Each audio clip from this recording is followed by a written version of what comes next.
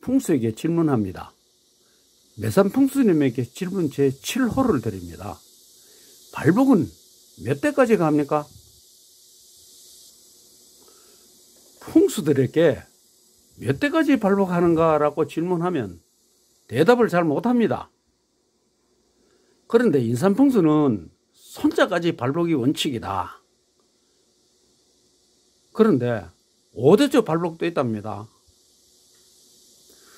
문건풍수는 정손까지 발복한다고 합니다. 천인지 귀족풍수 박인호는 고손까지 발복하는데 가끔 정선에서 끝나는 경우도 있습니다. 오기명당은 5대손까지 발복한다고 합니다. 청산풍수는 질문을 하니까 답을 못합니다. 정재선풍수도 몇 대손까지 발복합니까? 라니까 답변을 하지 않습니다.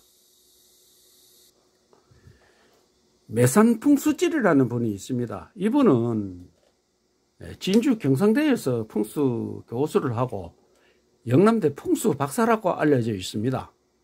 이분이 신의 한수, 사람이 몰리는 음식점이라는 이 동영상 14분 14초, 4분 14초, 4분 24초, 4분 40초에 각각 이렇게 3개의 자막을 올려놨습니다.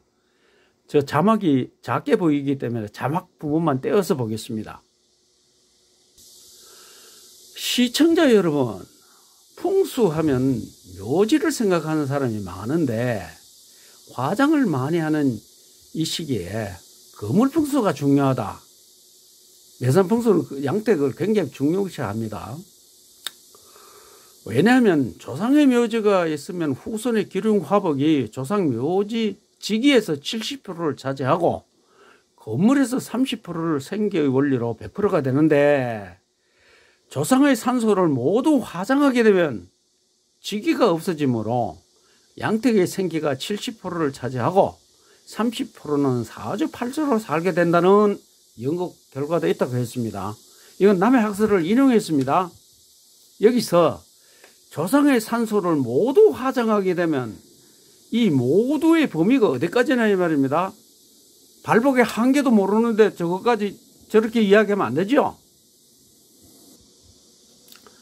조상의 산소를 모두 화장하게 되면 지기가 없어진다는 이 이론은 매산풍수께서 타인의 연구 결과를 인용하셨습니다. 저런 좋은 연구 결과를 인용할 때는 누가 발표했다고 그 출처를 밝히는 것이 당연하죠. 그래야 저 이론이 검증되겠죠.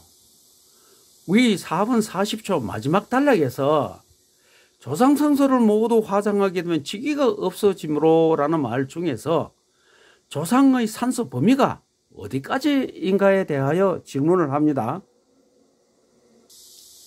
질문 1.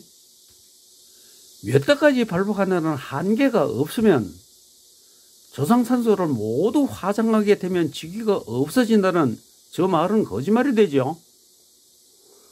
윤석열 대통령은 파평윤씨 35세입니다.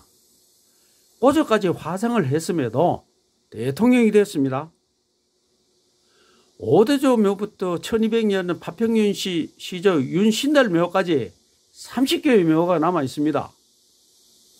그 남아있는 묘 중 어느 묘의 발복이라고 주장하면 저 이론은 적용이 안 되죠. 고조까지 화장했는데 5대조 발복이라고 하면 할 말 없잖아요. 따라서 답이 없는 학설이죠. 반드시 몇 대조까지 화장을 하면 이라는 조건이 있어야죠. 매산풍수님, 몇 대조까지 화장하면 발복이 없어집니까? 이것은 매산풍수께서 풍수이론 자손이 절손되는 곳, 산형에 따른 절손지, 장자절손지, 풍수지리 이런 것을 묘를 쓸 때 조심해야 되는 요거 제목이는 동영상 제목이요. 거기에 있는 화면입니다. 자, 어떤 산맥이 이렇게 흘러간다 이 말입니다. 가는데 여기에 이게 40 내지 45m 요 묘지입니다. 요 묘지 40내지 45m 이내의 묘를 쓰면은 절손이 된다 이 말입니다. 명당이든 흉지든 관계없이 절손이 되는데 단 하나, 둘, 세 번 꺾였죠. 이게 한 절, 두 절, 세 절 이상이 되면 괜찮다는 이론입니다. 그러면 5대까지는 영향이 있으니 5대까지 발복한다는 이 말이죠. 자, 질문 2입니다. 윤석열 대통령은 1200년 전 시조 윤신달묘 발복으로 대통령이 당선되었다고 하는 풍수도 있습니다. 그러면 박정희, 박근혜, 분여 대통령은 신라시조 박혁거제의 발복이라는 주장이 나와도 반론할 수 없지요. 따라서 발복의 한계를 정하지 않으면 학문이 아니죠. 매산풍수께서 풍수이론, 자손이 절손된 곳이라는 동영상에서 횡령입수에서 40 내지 45m 이내의 묘를 쓰면 3 내지 5대 안에 절손된다고 했습니다.